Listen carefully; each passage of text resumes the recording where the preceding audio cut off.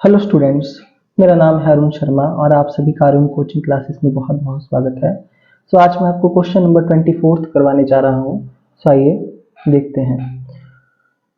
यहाँ पे ये जो एंट्रीज है ये 2018 की है, 2018 मार्च मंथ की। 3 मार्च की एंट्री है कि हमने एक अकाउंट ओपन किया है एसबीआई में, सेविंग अकाउंट ओपन किया है।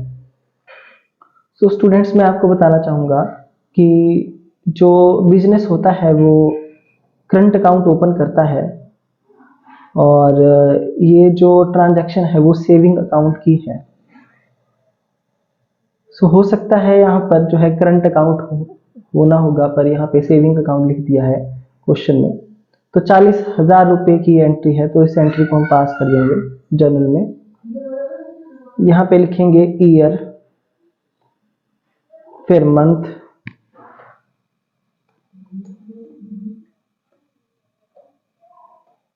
फिर उसके बाद date.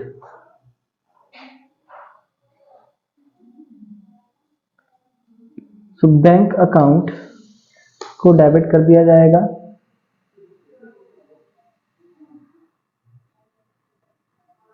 To cash account. Bank में कैश डिपॉजिट की एंट्री भी यही होती है और यही एंट्री आपकी अकाउंट ओपन की भी होती है। बैंक अकाउंट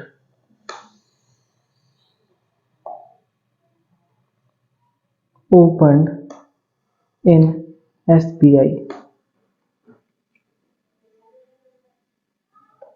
40,000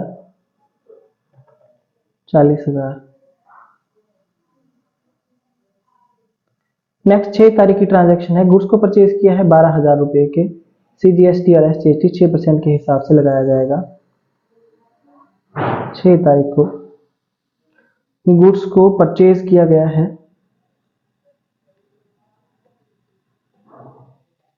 परचेज अकाउंट को डेबिट किया जाएगा।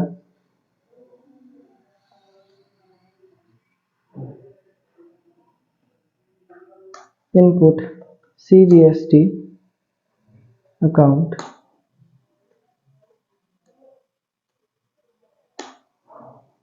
डेबिट किया जाएगा।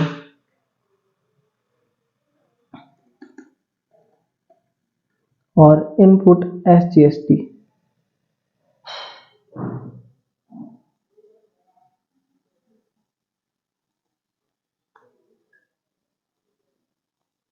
टू ट्रांजैक्शन में देखते हैं। देखिए यहाँ पे कहीं भी फॉर कैश नहीं लिखा है, ना किसी का नाम दिया है, तो हम ये मान लेंगे ट्रांजैक्शन जो है वो कैश में है। तो यहाँ पे लिखेंगे टू कैश अकाउंट। जो गुड्स हैं वो कितने के हैं? 12,000 रुपए के गुड्स हैं और इसके ऊपर जीएसटी लगाया गया है 6% का जीएसटी।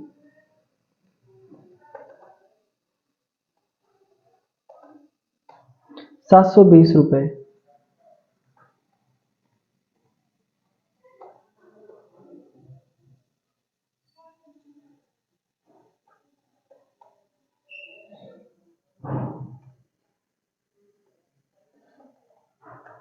तो 13,440 रुपए हम यहाँ पे लिख देंगे। Being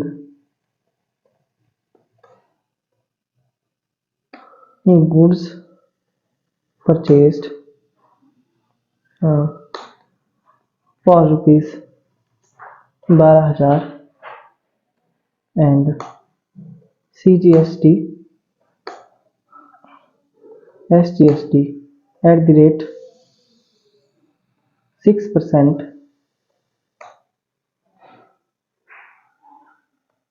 charge. ये जो है इसकी नरेशन आ जाएगी। नेक्स्ट एंट्री है 10 तारीख की गुड्स परचेज किए हैं मिस्टर रामनाथ से और CGST और SGST चार्ज हो रहा है।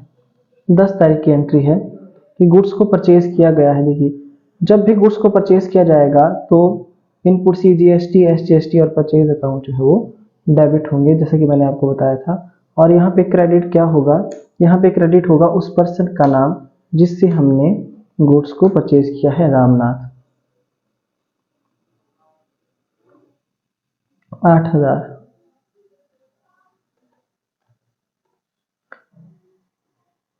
480, 480,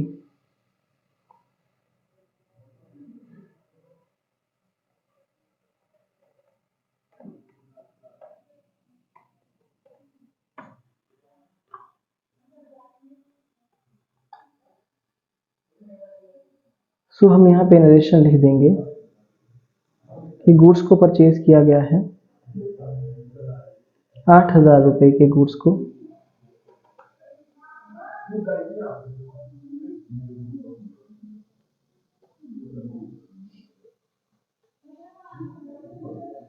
₹8,000 फ्रॉम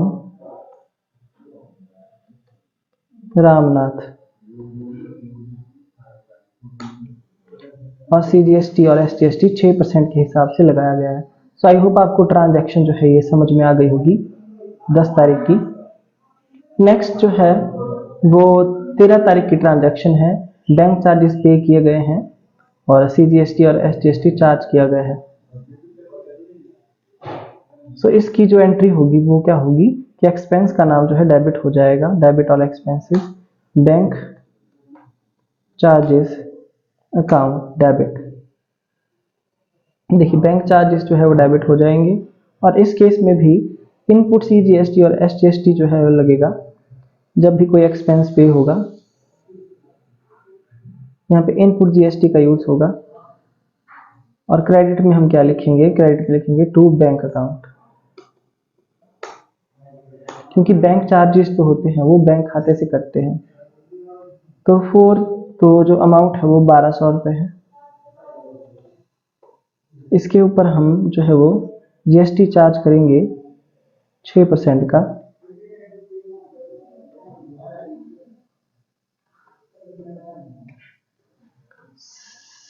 72।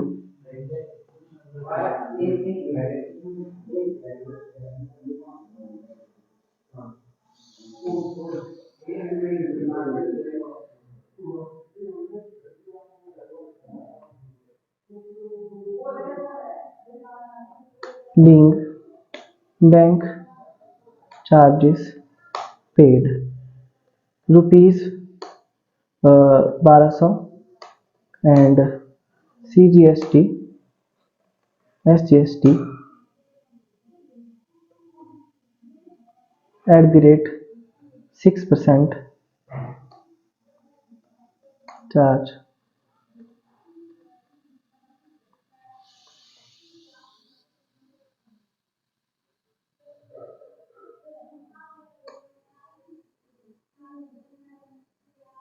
सो ये एंट्री पास होगी इस डेट की। आई होप आपको समझ में आ गया होगा। यहाँ पे ये वाली ट्रांजैक्शन है। नेक्स्ट है 15 तारीख की एंट्री की, हमने रामनाथ को पे किया है चेक से। अमाउंट बीरर चेक है 4,000 रुपये का जो है हमने अमाउंट पे किया है 15 तारीख को। तो 15 तारीख को हम यहाँ पे लिख देंगे रामनाथ को हम डेबिट कर देंगे, Ramnath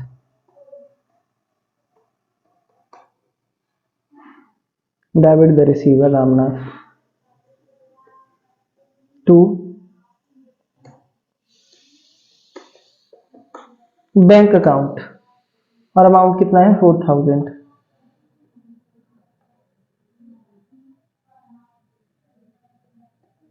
being amount paid to Ramnath by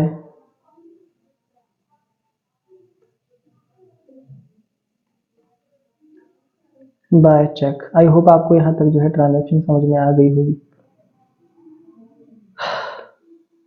next है 16 तारीख की transaction.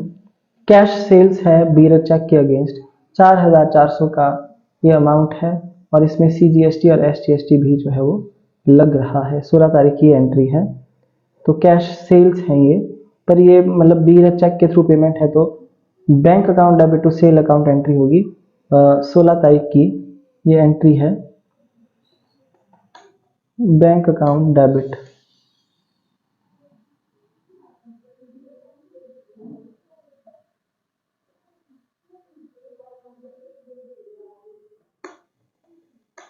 To sales account to output CGST account और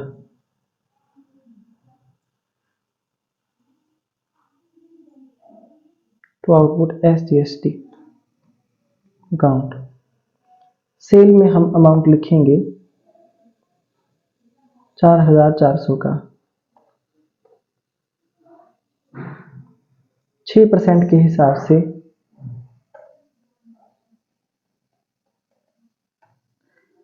264 रुपीज बनते हैं और जो टोटल अमाउंट है हम डेबिट में लिख देंगे।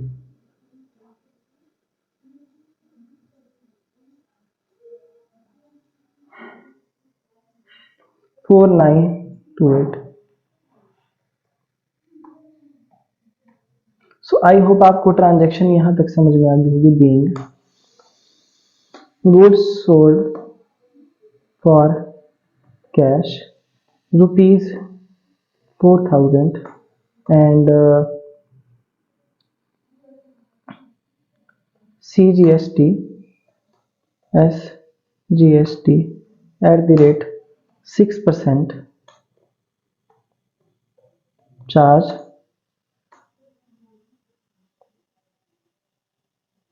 payment received by check।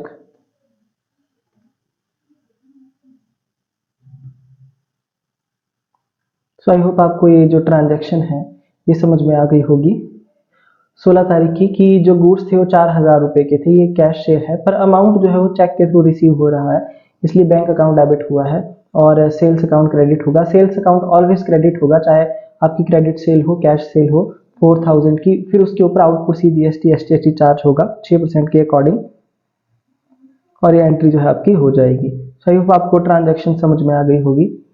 So next है 18 तारीख की ट्रांजैक्शन जो है अमाउंट पे किया है रामनाथ को क्रॉस चेक के through full settlement of his account. देखिए 3680 रुपीज।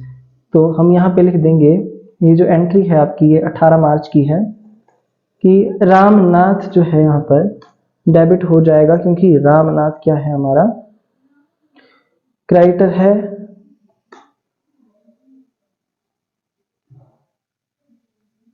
सो आइए देखते हैं ट्रांजैक्शन रामनाथ से रिलेटेड। जो रामनाथ से हमने जो गुड्स खरीदे थे वो थे 8960 रुपीज के, 8960 रुपीज के,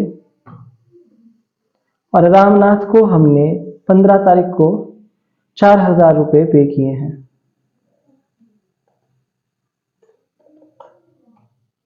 ₹4960 जो है अभी भी बाकी हैं इसको पे करने के लिए, जबकि हमने इसको कितना पेमेंट कर रहे हैं, हम इसको 3680 रुपीज पे कर रहे हैं। कितना 3680 रुपीज। तो हम यहाँ पे लिख देंगे टू कैश अकाउंट। देखिए अच्छा ये भी क्रॉस चेक के थ्रू पेमेंट है, सॉरी, तो यहाँ पे बैंक अकाउंट डेबिट होगा,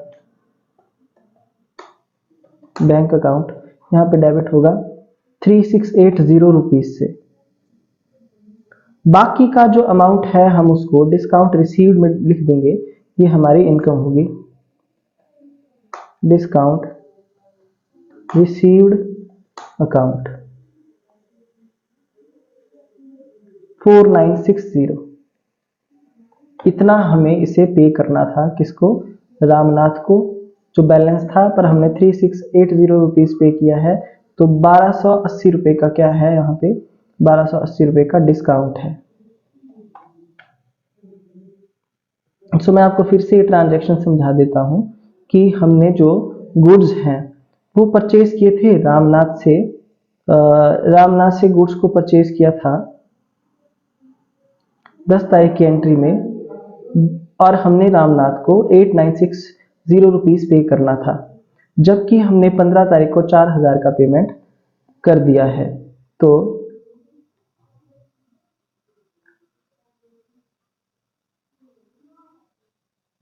8960 रुपीज़ पे करने थे और 4000 की पेमेंट कर दी है, तो 4960, सो यहाँ लिखा है, हाँ 4960 रुपीज़ पे करना था। जो बैलेंस था उसमें से हमने 3680 रुपीज़ पे कर दिया है और जो है बाकी का डिस्काउंट रिसीव्ड है। सो आई होप आपको ट्रांजैक्शन जो है समझ में आ गई होगी कि being amount paid to Ramnath rupees 3680 bye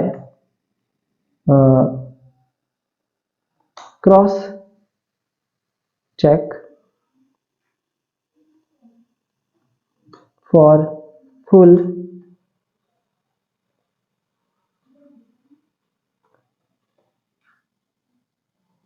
settlement of his account।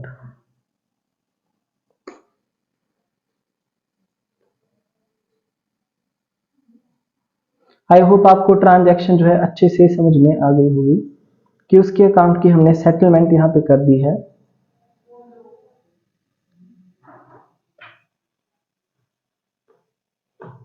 So next transaction देखिए, 22 तारीख की नेक्स्ट ट्रांजैक्शन है जिसमें हमने चेक रिसीव किया है। Check received on 16 March deposited in the bank. देखिए 22 तारीख को हमने 16 मार्च को जो चेक रिसीव्ड ऑन 16 मार्च, जो चेक हमने 16 मार्च को रिसीव किया था उसको हमने 22 तारीख को जमा करवाया है। तो 16 तारीख की जो एंट्री है यहाँ पे आप देख सकते हैं। सो स्टूडेंट्स इस केस में क्या होगा, जो 16 तारीख की एंट्री है आप इसको प्लीज ठीक कर दीजिए क्योंकि मैंने यहाँ पे देखा नहीं है। सो कि 16 तारीख को जो हमने चेक रिसीव किया था, डेटर से रिसीव किया होगा हमने चेक, उसको हमने बैंक में जमा करवा दिया है। हमने उसको बैंक में जमा करवा दिया है, पर करवाया है 22 तारीख को।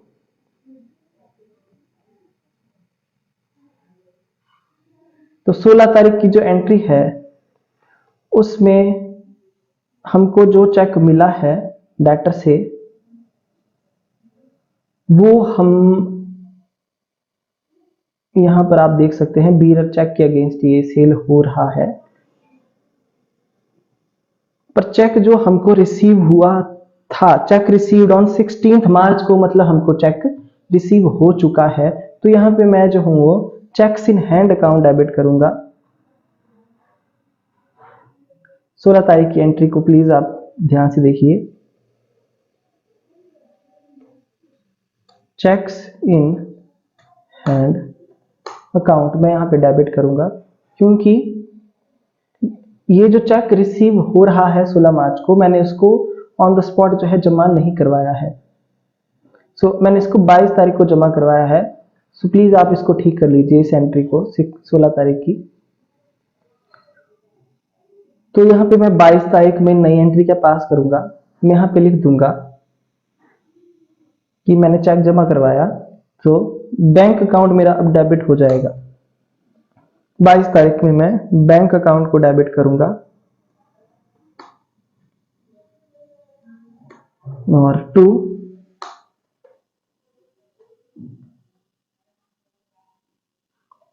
Checks in hand account. I hope आपको ट्रांजैक्शन जो है समझ में आ गई है। ये ट्रांजैक्शन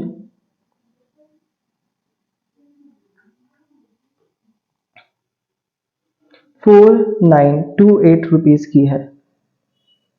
सो यहां हम लिख देंगे 4928 rupees, 4928 rupees being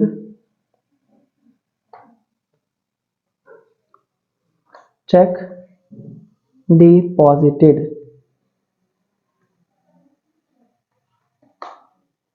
into bank which is received on 16th मार्च। जो चेक हमको रिसीव हो गया था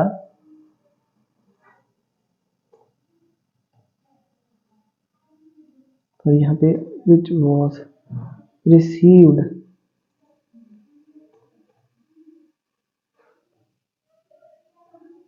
ऑन 16 मार्च, हमने उसको जमा करवाया है 22 तारीख को। तो ये एंट्री है। लास्ट एंट्री है 23 की कि पेमेंट जो है वो 2800 रुपये की है बाय चेक, हमने अनिल को किया है full settlement of his account. देखिए 3200 रुपये हमने इसको पे करना था, पर हमने 2800 रुपये पे किया है। तो यहाँ पे 23 तारीख को अनिल का अकाउंट हम डेबिट कर देंगे।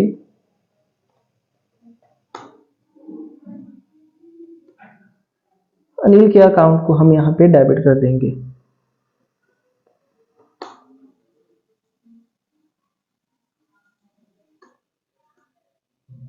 तो बैंक अकाउंट और टू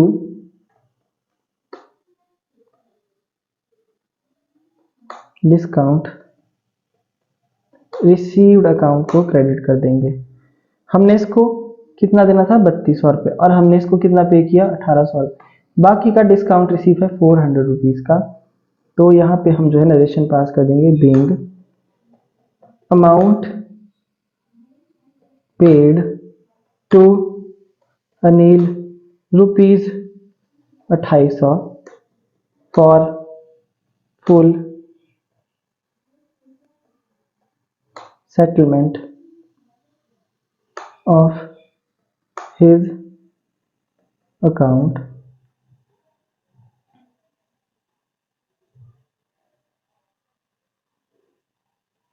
for rupees 3200।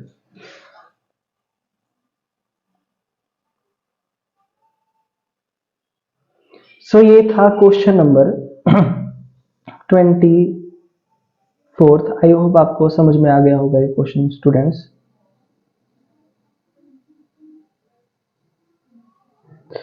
आज के लिए इतना ही। Thank you so much.